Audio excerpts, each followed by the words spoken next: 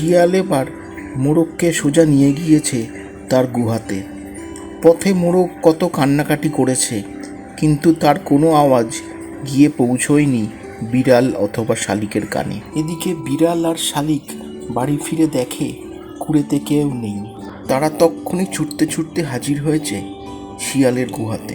এবার গুহার সামনে গিয়ে বিড়াল গান ধরেছে, ত্রিম ব্রিম বাজনাদার, বোল তুলেছে সোনার তার, শিয়াল বোন কি আছে ঘরে, গুটিসুটি কোটর জুড়ে।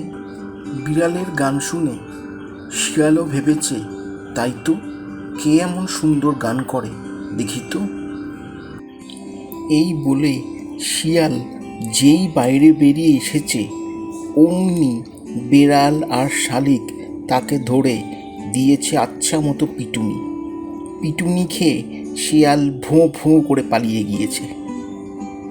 বেড়াল ও শালিক তখন মোরগকে নিয়ে এলো বাড়িতে। তারপর থেকে তারা সুখে স্বাচ্ছন্দ্যে বাস করতে লাগলো, এখনো করছে।